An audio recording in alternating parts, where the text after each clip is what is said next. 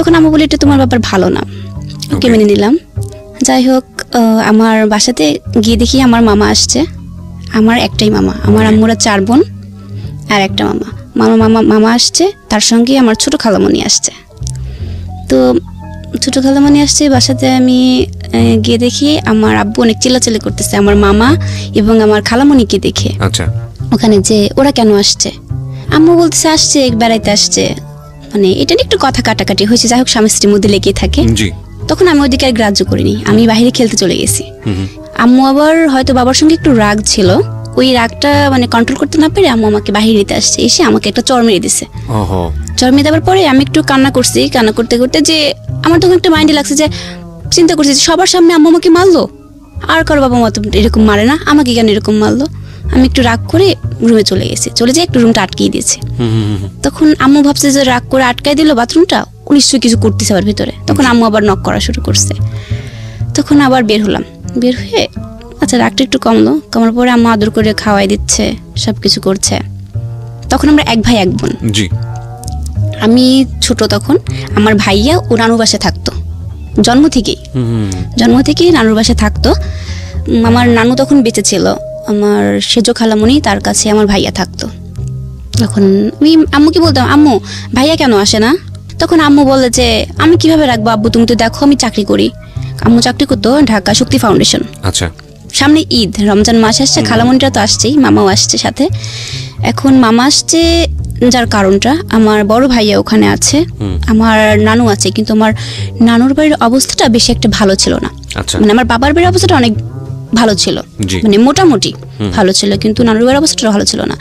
যার জন্য এখানে আসছে। আসার পরে তখন আমার বাবার কাছে বলছে আমার মামা যে দুলা ভাই এখানে মানে ওখানে তো রিজন আছে, আমার ভাইয়ার নাম রিজন আছে, তো মানে ওর পড়াশোনা তো এখন টিউশনি শেষ হচ্ছে, ওর মাস্টার টাকা দিতে হবে, তো কিছু টাকা লাগবে, যদি দিন আপনি। বাবা একটু নিকৃষ্ট ভাষায় যাই বকা দিছে যে পারবো না, এত এখন ঝামেলা যাচ্ছে অনেক ব্যবসা বাণিজ্যের। মানে এইসব নিয়ে দেখা যাচ্ছে রাত 3টা বাজে। তখন আমি ঘুমোচ্ছিলাম, ঘুম থেকে হঠাৎ উঠে দেখি যে প্রচন্ড চিল্লাচিল্লি হচ্ছে রুমের মধ্যে। মানে এক পর্যায়ে দেখা যাচ্ছে হাতাহাতি পর্যায়ে চলে গেছে আমার আম্মু আর আব্বুর সাথে, দুজনের সাথে। ওইটাতে আমি একটু ঘাবড়ে যাই, মানে ভয় পেয়ে যাই যে কি হবে এখন। আমি তো তখন ছোট, ভয়টা কাজ করে ওটার মধ্যে, আমি প্রচন্ড ভয় কাঁপছিলাম। আশপাশে সবাই বলছে যে আপনাদের বাসাতে কি হয়েছে, এত চিল্লাচিল্লি, সবাই চিল্লাচিল্লি করছে। তখন আমি আবার ওইদিকে কান্না করে, একটু খারাপ লাগলো, কান্নাকাটি করার পরে আমি আবার ঘুমিয়ে পড়লাম, ঘুম চোখে ছিল, ঘুমিয়ে পড়লাম। তখন সকাল হয়ে গেছে। তারপরে আমি আম্মুকে বলছি, আম্মু মামা কোথায়? আম্মু বলছে তোমার মামা চলে গেছে। তখন আমি একটু কান্না করছি যে মামা আমাকে সাথে কথা না বলে কেন চলে গেল। তখন চলে যাওয়ার পরে তখন মামা আমাকে ফোন দিয়ে বলছে, আম্মু আমি আবার পরে আসবো। ফোন দিয়েছি যখন, বলছে আম্মু তো আমি পরে আসবো আবার। তখন তো মানে মোবাইল ফোন ছিল না, তখন ওই টেলিফোন লাইনটা বলে না, তখন ওই টেলিফোন লাইনে আমি কথা বলেছি মামার সঙ্গে। তখন মামা বলেছে আমি পরে আসবো। ঈদের দিন আমার আম্মু প্রচন্ড কাঁদতেছে, খুব কাঁদছে। কান্নার পরে আমি আম্মুর কাছে গেছি, আম্মু কি হয়েছে? কিন্তু আমি তো আর আম্মুর কষ্টটা বুঝি না, কিছুই বুঝি না আম্মুর কষ্টটা। শুধু আমাকে প্রশ্ন করছে আম্মু কি হয়েছে, তবু আম্মু কাঁদে, কোনো কথা বলে না। তারপরে ক্লাস 4 পড়ি, আমি নানু বাড়িতে বেড়াতে গিয়েছি। নানু বাড়িতে বেড়াতে যাওয়ার পরে পাবনাতে, ওখানে যাবার পরে আমার নানুমণি আমাকে জড়িয়ে ধরে আর আম্মুকে দেখে অনেক কান্নাকাটি করে যে মা তুই আমাকে ছেড়ে চলে গেছিস, আর আসলি না, সেই যে আসলি 3 বছর পর আসলি। কান্নাকাটি করছে। আমার ভাইয়াকে দেখলাম, আমার ভাইয়া আম্মুকে ধরে অনেক কান্নাকাটি করছে, আম্মু আমি যাবো, আমাকে নিয়ে যাও না কেন ওখানে। আম্মু নিতে চাইতো, কিন্তু আমার খালামণিরা নিতে দিত না। ওখানে অনেক আনন্দই ছিলাম আমরা, ভালো। কিন্তু আসার সময় আমার বাবা তো আমাদের সাথে যায়নি, আমি আম্মুর সঙ্গে গিয়েছিলাম। ওখানে মানে তাদের এমন ছিল যে আমি তো ঢাকাতে যখন থাকি তখন তো মানে খুব ভালোভাবে চলাফেরা করি, আমার খাবারটা হইতে, কিন্তু নানুর বাসায় যখন গিয়েছি তখন তো ওখানকার খাবারটাও ছিল না সেরকম। বাট আমার খুব রাগ হতো, আমি কি দিয়ে ভাত খাবো আম্মু, আমি কি দিয়ে ভাত খাবো, আমি এখানে থাকবো না, আমি চলে যাবো, এরকম বলছি। তখন আমার স্কুলও খুলে গেল, আমি ওখান থেকে চলে আসবো। আমার ভাইয়া চিৎকার শুরু করছে, আম্মু আমি যাবো, আম্মু আমি যাবো, আমার নিয়ে যাবো, আম্মু আমি যাবো। তখন নানু বলছে না তোমাকে যেতে হবে না। পরে যেতে দেয়নি, তখন চলে আসছে ঢাকাতে। কিন্তু ওখান থেকে ভাইয়া এতটা কান্নাকাটি করছে যে পরবর্তীতে আমার মামা আমার ভাইকে নিয়ে চলে আসছে ঢাকাতে। আচ্ছা, নিয়ে আসার পরে এখানে যখন নিয়ে আসছে তখন আমার বাবা কথা বলে না, মানে মামার সাথে তো কথা বলে না, কিছুই বলছে না। মামা তখন পড়াশোনা করতো, মামা তখন এসএসসি দেবে, আমার মামা এসএসসি দেবে, ওকে নিয়েও আসছে। তখন হয়তো সেটা অগ্রচরে বলছিল যে বড় আপা আমি ফর্ম ফিল আপ করবো, আমার কিছু টাকা লাগবে। মানে একটা যেটা বুঝতে পারছিলাম যে আপনার নানু বাড়ির লোকজন সামহাও আপনার মার ইনকামের উপর নির্ভরশীল ছিল, এবং কিন্তু আপনার বাবা সেটা খুব একটা সাপোর্ট করতো না। আচ্ছা, ইকোনমিক স্ট্যাটাসটা বোঝাটা খুব জরুরি প্রিয় শ্রোতা। আপনারা যারা শুনছেন ইনিশিয়াল স্টেজে আছি আমরা গল্পের, ধৈর্য ধরে সামনের দিকে আগাবেন, কারণ গল্পের আসল বিষয়টা থেকে আমরা এখনো অনেক দূরে। হ্যাঁ বলেন। তারপরে বলছে যখন বড়াপা আমার ফর্ম ফিল আপের জন্য কিছু টাকা লাগবে, তখন আম্মু করলো কি, আম্মুর কাছে তো টাকা ছিল না, আম্মু পাশের বাসা থেকে হয়তো বা মানে মনে হচ্ছিল আমার যেটা ধার করে নিয়ে আসছে। হ্যাঁ নিয়ে আসছে, যে পরবর্তীতে যখন স্যালারি পাইলে হয়তো দিয়ে দেবে। হ্যাঁ নিয়ে আসার পরে দিয়েছে, মানে সেটা বলেছে তোর দুলাভাই যেন না জানে। ওই কথাটা আমার কানে আসছে, তোর দুলাভাই যেন না জানে, এই কথাটা বলেছে আমার আম্মু। তখন আমার মামা চুপ করে চলে গেছে। তখন আমার বাবা এসে বলছে যে আরিফ আসলো, এসে আমার দেখা না করে চলে গেল, যে ব্যাপার কি, মানে আমি যে বড় কোনো কি সম্মান নেই আমার? তখন বাবা এইভাবে বলছে। এরপরে ক্লাস 5-এ উঠলাম, সমাপনী দিব আমি। তখন সমাপনী পরীক্ষা শেষে ছুটি হয়েছে, তখন দাদুর বাড়িতে চলে গেছি যশোর কৃষ্ণনগর গ্রামে, বাঘারপাড়া থানার। তো ওখানে যাওয়ার পরে অনেক আনন্দই করলাম। ওখানে যাওয়ার পর আমার ছোট চাচু, ও আমার মামার সমানই প্রায়। আচ্ছা, তখন আমি যখন ওখান থেকে চলে আসব, আমার বাবা তো আমাকে রেখে চলে গেছে, আমাকে আর আমার আম্মুকে। তখন আম্মুর সঙ্গে আর চাচুর সঙ্গে 4-5 দিন থাকার পরে ঢাকায় ফিরতেছি। ফেরার পরে রাস্তার মধ্যে কথা হলো যে আমার চাচু বলছে যে ভাবি এখন থেকে আমি আপনাদের সাথে থাকবো, আপনার সাথে। আম্মু বললো যে ঠিক আছে, আমাদের সাথে থাকতে তো সমস্যা নাই, আমারও ভালো, আর আমার কথা জান্নাত তো একা থাকে বাসাতে, ও তখন আর একজন সঙ্গী হবে। আম্মু অনেক খুশি হয়েছে, উৎসাহ নিয়ে চলে আসছে। তখন আমার আম্মুর পেটে বাচ্চা ছিল। আচ্ছা, তখন মানে ওই দিনই কথা বলতেই মানে আম্মুর প্রচন্ড পেইন ওঠে। পরে ঢাকা মেডিকেলে নিয়ে যায়। পরে ওখানে আমার আরেকটা বোন হয়। বোন হওয়ার পরে কিন্তু ওকে খুব ভালোবাসে আমার বাবার, মানে চোখের মনেই ছিল ধরতে গেলে পারে। কিন্তু তখন দেখতাম যে আমার প্রতি যে একটা মানে তার ইয়াটা ছিল, তখন হয়তো আস্তে আস্তে সেটা কমে গেছে। আচ্ছা, আপনি মনে করছিলেন যে আপনার ভালোবাসার প্রতি শেয়ার চলে এসেছে, আপনার ছোট বোন সেখানে ভাগ বসাচ্ছে। হ্যাঁ, মানে এরকম আমার মনে হচ্ছিল। মানে তখন ও বড় তো হচ্ছে আস্তে আস্তে, কিন্তু আমি তো আমার ছোট বোনকে অনেক ভালোবাসি, ওকে খুব আদর করি, যত্ন করি, সবকিছুই করি। কিন্তু তখন আমার একটু রাগও হতো, যাবো শুধু ওকে নিয়ে ব্যস্ত থাকে। আমি কি কিছু না, একটা খাবার নিয়ে আসছে ওর হাতে দিল, আমার হাতে কেন দিল না? মানে এটা একটু মানে আমার মনের মধ্যে আসছে যে তখন অতটা এখনকার মতো বুদ্ধিটা তখন আসেনি আমার, মানে একটু রাগ হতো। মাঝে মাঝে দেখতাম কি আমি ওর কাছ থেকে খাবারটা কেড়ে নিতাম। আচ্ছা, এরকম করতাম আমি। এরপর আমি ক্লাস 8-এ উঠে গেলাম, এরকম করে দেখতে দেখতে ক্লাস 8-এ উঠলাম। 8-এ ওঠার পরে জেসি পরীক্ষা দিব আমি। তখন প্রথম দিন আমার সেদিন বাংলা পরীক্ষা ছিল। ওই দিন মানে আব্বু আম্মুর মধ্যে অনেক কথা কাটাকাটি চলছিল আমার নানুর বাড়ির বিষয়টা নিয়ে। কিছুই রান্না করেনি সেদিন আম্মু। পরীক্ষা দিতে যাবো, ধর কিছু মুহূর্তে দেখাতে ওই রুমের মধ্যে প্রচন্ড ভাঙচুরের শব্দ হচ্ছে। শব্দ হওয়ার পরে আমি ভেতরে গেলাম, গিয়ে তখন দুজনের মধ্যে কি কথা কাটি হচ্ছিল আমি জানি না। যাই হোক, তখন এক মুহূর্তে দেখলাম কি আমাদের সোফা সেটে যে টিটিপিলটা ছিল, এই টিটিপিলটা দিয়ে আমার আম্মুর মাথার উপরে অনেক জোরে বাড়ি দিছে। বাড়ি দেওয়ার পরে তখন আমি ওইটা দেখে প্রচন্ড চিৎকার করছি, আর লোকজনকে ডাকছি, কিন্তু কেউ আসেনি ওই মুহূর্তটা। তখন আমার আব্বু এক মুহূর্তে বলে বসছে যে এক তো ভাই বোনকে নিয়ে আমার সংসারটা শেষ করে দিছে, আর এক হাতে করে নিয়ে আসছে, ওইটাও আমার জীবনটা নষ্ট করে দিচ্ছে। তখন আমি তো ছোট, বাট বুঝতে পারিনি যে এই কথাটা কেন বললো আব্বু, যে হাতে করে নিয়ে আসছে, মানে এটার মানেটা কি? আমি তবুও বুঝতে পারিনি যে বাবা কি বোঝাতে চাচ্ছিল। পরে নিজের প্রত্যেকটা এলাকার লোকজনকে আমি ডাকছি যে সবাই একটু আসেন, আমার আম্মুটা একটু হসপিটালে নিয়ে যাব, এক থেকে পরীক্ষা দেরি হয়ে যাচ্ছে। কিন্তু একটা ব্যক্তিও আসলো না। সবাই বলে কি একটু মার্ডারের মতো, কেউ হাত দেবে না পুলিশ না আসা পর্যন্ত। তখন অঝরে শুধু কাঁদছি আর কাঁদছি। তখন আমার পাশের ইউনিটের একটা যে ছিল, পরে সে আসছে। আমি বলছি আন্টি একটু হেল্প করেন না আমার সাথে, আমার আম্মুকে আমি হসপিটালে নিয়ে যাব। তখন উনি হেল্প করছে। আমার কাছে কোনো টাকা ছিল না, কোনো টাকা না থাকার কারণে আমি যে কি করব মাথার মধ্যে কোনো কিছু আসছিল না। একদিকে পরীক্ষা, পরে আন্টি বললো কি আম্মু তুমি কান্নাকাটি করো না, তুমি পরীক্ষা দিতে চলে। আমি পরীক্ষা দিব না, আমার আম্মুর এমন অবস্থা, আমি পরীক্ষা দিব না। তখন আম্মু বললো যে যাও তুমি। তবু তারপরে আমি আম্মুকে এরকম রেখে আন্টিকে বারবার বলে গেছি যে আন্টি একটু দেখেন, আমি তাহলে যাই। ওই দিন আমি একা একাই, কখনো তো পথ চলি না একা একা, ফার্স্ট ওই দিন আমি পরীক্ষা দিতে গেছি একা একা। কিন্তু পরীক্ষার সেন্টারে শুধু আমার মাথার মধ্যে একটা টেনশনই আসছে, লিখছি আর বছরে কাঁদছি যে আমার আম্মুর ওখানে কি অবস্থায় আছে, আম্মু কতটা কষ্ট পাচ্ছে। আমি বাসাতে চলে গেলাম, বাসা দেখি আম্মু তো আসেনি। পরে আবার হসপিটালে গেছি, গিয়ে দেখি আমার আম্মুর এখান থেকে তো চুল কেটে ফেলছে, তো এখানে 8টা সেলাই দিচ্ছে আম্মুর। তখন আম্মুকে জড়াই ধরে প্রচুর কাঁদছিলাম, আম্মু তোমার খুব কষ্ট হচ্ছে। আম্মু বলছে না আমার কোনো কষ্ট হচ্ছে না।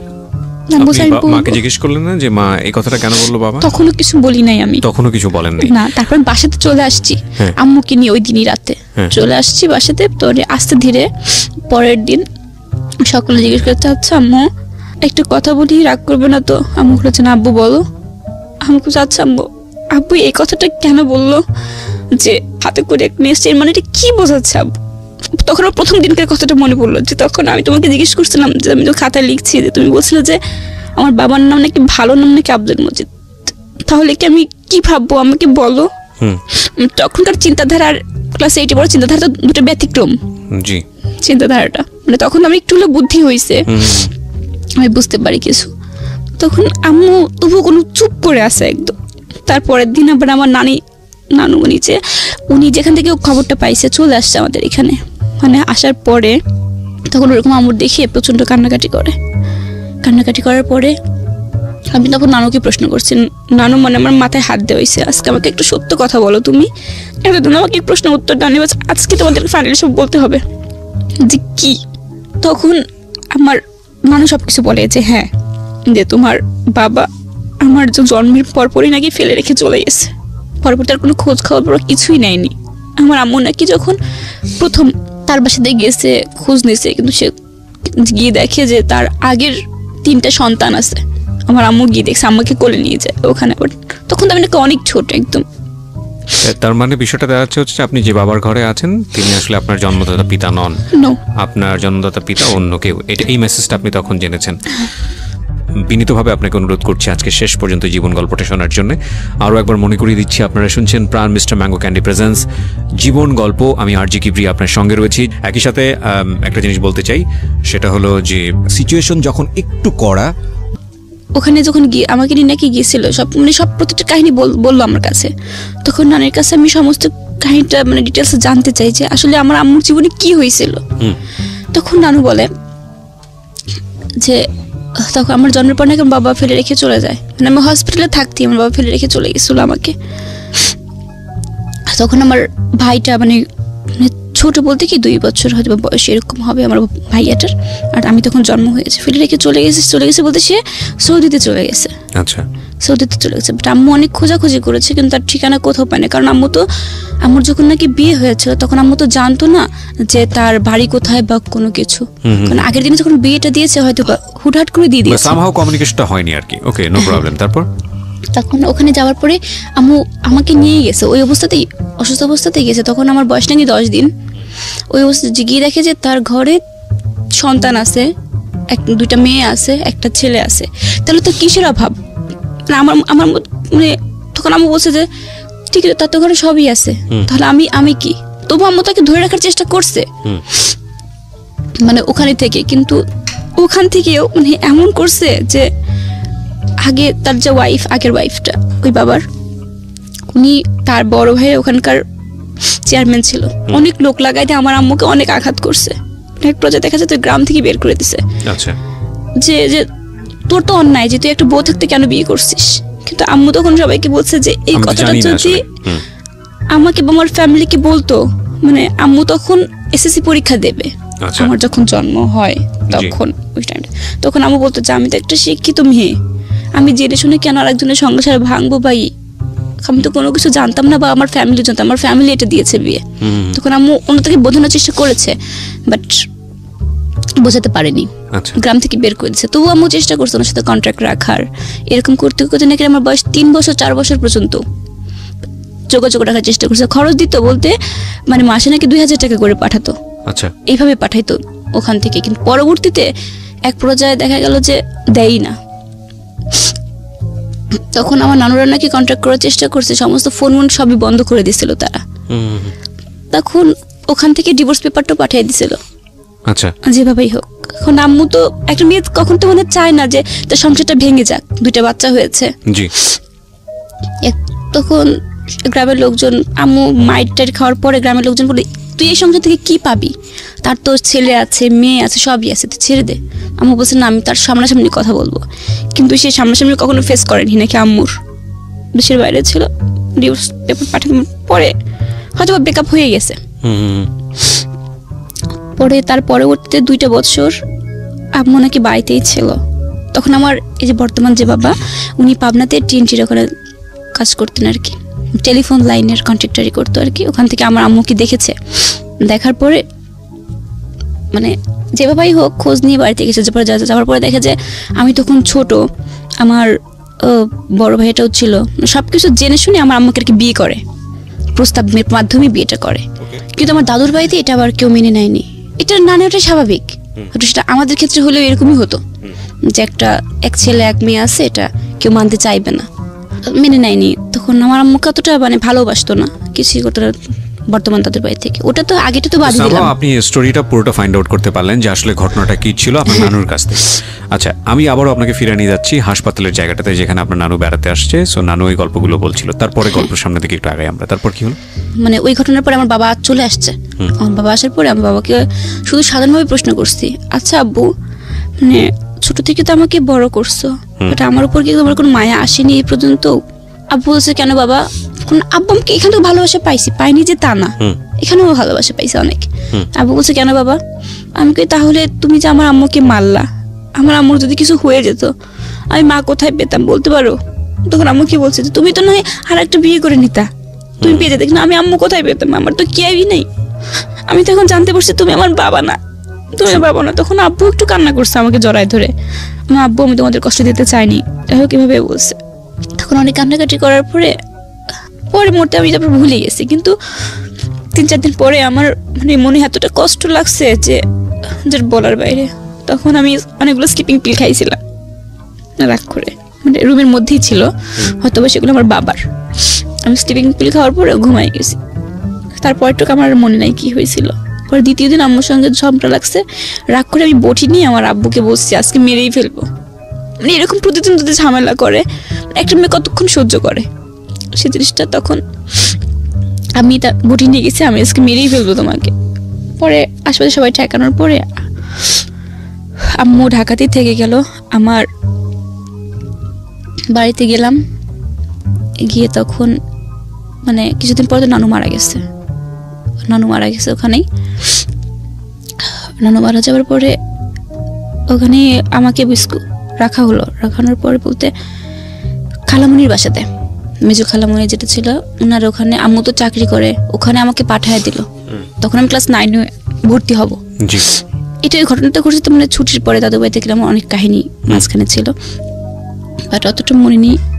নানুর বাড়িতে আমাকে পাঠিয়ে দিল, কারণ আব্বুকে মারতে গেছি, সবার রাগ, আমার ভাইয়া আমি এবং তার কিছুদিন 6 মাসের মাথায় আমার যে ছোট ভাই বোনগুলো ছিল না ওদেরকেও পাঠিয়ে দিছে সেখানে। তখন আম্মু বলছে কি আব্বু তোমরা এখন থেকে খালামুনির বাসায় থাকবা। আম্মু চিন্তা করছিল কোনটা, যে আমি একা যদি থাকি তখন আমার মধ্যে কষ্ট থাকবে, মানে আমি চিন্তা ভাবনা করবো বা খারাপ কিছু করবো। আমি স্লিপিং পিল খেয়েছিলাম, সেদিন হয়তো কোনো অঘটন ঘটাবো, কষ্টটা সহ্য। এই জন্য আম্মু আমার ছোট ভাই বোনকে আমার সাথে পাঠিয়ে দিছে। আচ্ছা, ওখানে ছিলাম। থাকার পরে ক্লাস 9 ওখানে বেড়া মঞ্জুর কাতে বালিকা উচ্চ বিদ্যালয়ে আমাকে ভর্তি করে দেয়। আচ্ছা, ওখানে ভর্তি করার পরে ক্লাস 9 থেকে 10 তখন আমার বাবা আমার সাথে প্রায় 7-8 মাস কথা বলে না। এই ধরতে গেলে 1 বছরই প্রায় হবে এরকম, ভালো করে কথাই বলে না আমার সাথে। যে মারতে গেছিলাম তো সেই জন্য। আর ছোট বোনগুলো আমার সাথেই ছিল। এরপরে ক্লাস 10 উঠবো আমি। 10 ওঠার হতে তখন অক্টোবর মাস, সেপ্টেম্বর মাস, তখন আমার বিয়ের কথা চলছে। মানে প্রত্যেকে আমি যেখানেই যাই না সেখান থেকে আমার বিয়ের প্রস্তাবটা আসে। যেখানে, তখন আমি রাগ করবো যে বিয়ে করবোই না, যে আসে তাকে আমি তাড়াই দিই। প্রত্যেকটা জায়গাতে যেখানেই যাই সেখানেই বিয়ের প্রস্তাব আসে। আমার মেজো খালুর সঙ্গে, মেজো আঙ্কেল এখন সাংবাদিক, জি, উনি ধরেন পাবনার খবর ইয়াতে যায়, ভোরের আলো ওখানে যায়, ওখানকার সাংবাদিক। তো আঙ্কেলের সঙ্গে বিয়ের পার্টিতে গেছি, ওখানে একটা বিয়ে আসছে। পরে তারা মানে ছেলেটা দেখে না মানে কালো, আমি পাশে তো চলে আসছে রাগে। পরে দেখি যে রাত্রেবেলায় আসছে লুঙ্গি পরে, আপনাকে দেখতে আসছে, আমাকে দেখতে আসছে। মানে আমি তো একটু মানে মডার্ন টাইপের ছিলাম, যাই হোক মানে একটু লুঙ্গি পরে আসছে, মানে নিজের একটু প্রেস্টিজ না যে আমাকে দেখতে আসছে, লুঙ্গি পরে একটা ছেলে আসছে। মানে একটা মনের মধ্যে ক্ষোভ জমে গেছে। পাশের রুম থেকে আমার কাজিন ছিল, ও বলছিল দেখ বান্দরের মতো দেখা যায়, মানে এরকম একটা কথা বলে যে বান্দরের মতো দেখা যায়। পরে আমি গেলাম, ওখানে যাওয়ার পরে দেখি যে লুঙ্গি পরে আসছে। আমি সরাসরি না, ওই লোকটা আমার দিকে তাকাইছে, আমি মুখটা কালো করে ফেলছি, যে মানে এমন ভাব করছে যাতে চলে যায়। তারপরে আমি, তারপরে উনি আমার জিজ্ঞেস করছে তোমার নাম কি, আমি নামটাও বলিনি রাগ করে। তখন উঠে দাঁড়িয়েছি, আমি আজকে আমার পরীক্ষা আঙ্কেল, আমি চলে গেলাম। পরীক্ষা আঙ্কেল? হ্যাঁ আমি বলছি, এটা আঙ্কেলকে বলছি, আঙ্কেল বসে আছে। তো এটা বলি বের হয়ে চলে গেছি রুম থেকে। তখন ওই ছেলেটা রাগ করে নিচে চলে গেছে।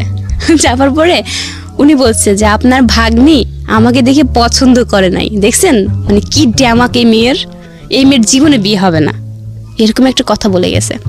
তারপরে দ্বিতীয়বার সকাল হয়েছে, সকালের পরের দিন সকালে আর কি, পরের দিন সকালে আমার মামা ফোন দিয়েছে। ফোন দেওয়ার পর বলছে আমার কিছু বন্ধু আসবে, মানে বন্ধু আসবে। তখন আমি বলছি আমার কোথাকার বন্ধু আসবে, আল্লাহর টিজিন খালি বন্ধুই আসে আর প্রতিদিন আমাদের খাবারগুলো নষ্ট করে, খাবারগুলো নষ্ট করে, এরকম কথা বলছি। ওদের একটা কথা শোনাচ্ছে। তখন মামা ফোন দিয়েছে, হ্যাঁ আম্মু, আমাকে হ্যাঁ মামা বলেন। তখন বলছে যে আম্মু তুমি আজকে পরিষ্কার থাকবো, আমার বন্ধুরা আসবে। আমি কিসের বন্ধুত্ব, তো আপনার বন্ধু আসবে তো আমি পরিষ্কার থাকবো কেন, মানে কি বোঝাচ্ছেন আপনি? তারপর আমি বলছি চলে আসো, চলে। মামারা আসতেছে, রাস্তার মধ্যেই হয়তো ছিল মামা, আমার বন্ধু সবাই ছিল। আর আমাকে আমার বৌমনি, মানে মামার ওয়াইফ যে বৌমনি, আমাকে শাড়ি পরাচ্ছে। বৌমনির যেটা ম্যাচ ডে শাড়ি ছিল ওই শাড়িটা, আমি কই এত মানে এই যে আমাকে শাড়ি পরানো হচ্ছে, ব্যাপার কি? তখন বলে যে না একটা ছেলের দেখতে আসবে। তখন বলতে আবার দেখতে আসবি, দাঁড়া আজকে মজা দেখাবো, আজকে না মানে অন্য কিছু করবো আর কি। শাড়িটা পরেছি, পরার পরে আমার দেখতে চলে আসছে, পাশের রুমে বসছে। তো ওইখানে চারজনই সম্ভবত আসছে। আসার পরে তো পাশের রুমতে আমার খালাতো বোন ছিল, সবাই ছিল। ওরা বলছে যে আমার খালাতো ভাই, ও আবার দেখে আসছে যে ছেলেগুলো তো একটারও ভালো দেখা যায় না, তবে একটা আছে মোটামুটি কোন রকম, ও বলছে। তাই বলছে মনে হয় ওইটাই পাত্র হবে, যাক যাই, আল্লাহ ভরসা। পর্বের মধ্যে গিয়ে সালাম দিয়েছি। তো সালাম দেওয়ার পরে তখন তারা আমার প্রশ্ন করছে একের পর এক। যাক আমি মানে এত ইজিলি প্রশ্ন মানে উত্তরগুলো দিচ্ছি, মানে বেশি কথা বলছি আর হাসছি যাতে বিয়েটা ভেঙে যায়। বলে যে মেয়েটা খুব বাচাল। এরপরে আবার হাসাহাসি করলাম। পরে কোন ক্লাসে পড়তেন তখন আপনি? তখন আমি ক্লাস 10-এ উঠেছি। হ্যাঁ নিউটন উঠেছি তখন। পরে দাঁড়ালাম, একজন বলছে যে একটু দাঁড়ান তো দেখি, আমি দাঁড়ালাম, মানে স্টিল ভাবে দাঁড়ালাম। পরে তখন টের পানি যে পাত্রটাকে, তখন আমার বৌমনি আসছে, এই যে লটাস লটাস করে না, এই যে সেই লোটাস। পরে আমি বলে কোন লোটাস, আবার কার কথা বলে? পরে আরেকজন ছিল যে ছেলে মানে দুষ্টামি করছে, তখন আমি কেয়ার করিনি যে কে। তখন বলছে ছেলে কিন্তু কানা না, চশমা পড়েছিল তখন। মানে আমাকে বোঝাচ্ছে ছেলে কিন্তু কানা না, ছেলে মানে দেখতে পারে, যে দেখতে পারে। ছেলের দাঁড়াতে একটু, পরে দাঁড়াইছে, মানে ছেলেকেও দাঁড় করানো হয়েছে। হ্যাঁ ছেলেকে দাঁড় করাইছে, চশমাটা খুলছে। মানে তখন কথা হচ্ছিল মানে ফ্রেন্ডলি এরকম ভাবে। তখন এসে প্রসঙ্গ